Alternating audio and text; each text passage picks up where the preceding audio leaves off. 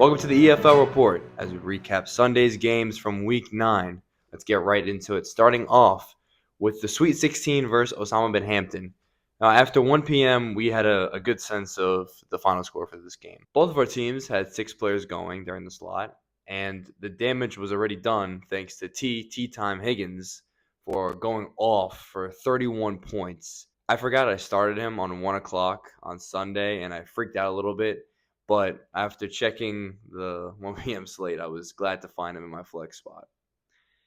I could have had a little more help from K9 and BTJ, who only put up 14 points combined.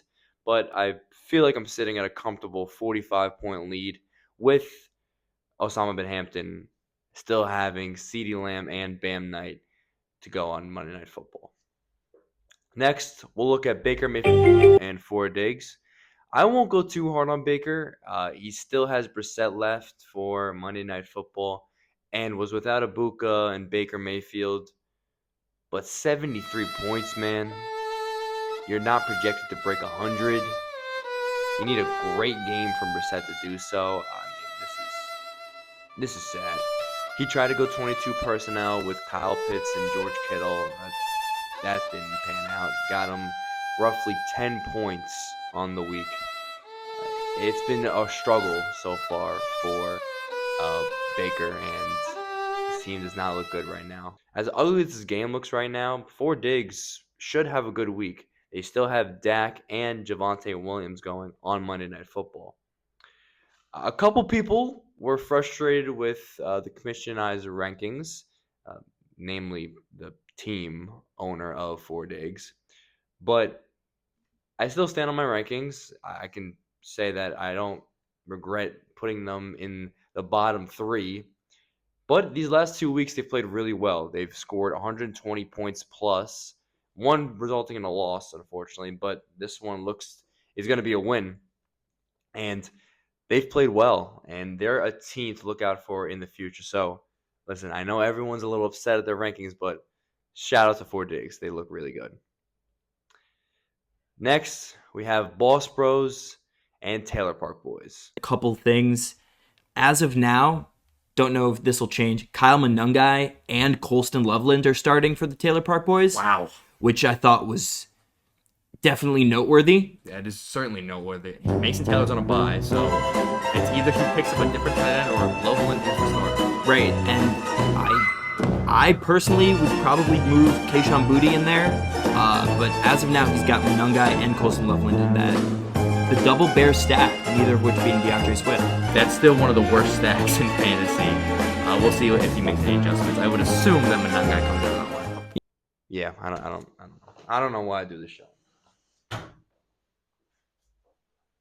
Come on, man! What the? 53.6 points combined from Kyle Manungai and Colston Loveland. Yeah. This was the score after 1 p.m. Both guys had 7 guys going, so once again, we kind of knew who was going to win after that slot. I will say, almost 53 points from 2 Bears players, and the Bears scored 47 points in a win. I mean, Rome Odunze had to go. Oh no. A donut from Rome Odunze killed Boss Bros. And with 3 running backs combining for 7.3 points, they never had a shot. The Gritty Kings and the Buck and the Duck. The grossest game of the week will no doubt go to this matchup. No team breaking 100 points. Brother, what's that? What's that, brother? The Taylor Park Boys had more points after 1 p.m. than the Buck and the Duck and the Gritty Kings after 8 p.m. To quote my EFL co-host, a win's a win, a win. Now with Hanging Mr. Hernandez and We Want the Beer Mile, this was my matchup of the week, and it certainly lived up to the hype. Caleb Williams went nuclear for 41 points during the 1 p.m. slate. But it's fine. Mr. Hernandez is only up 26 points. He had only 3 guys go during the 1 p.m. slot if we want the beer mile. And look, Brock Bowers, he's only got 2.3 points going into halftime of his game. What could possibly go wrong? With all that being said, Beer Mile still has a chance tonight with Pickens, McBride, and Aubrey going. It's small, but he's got a shot. He needs a shootout from these two teams.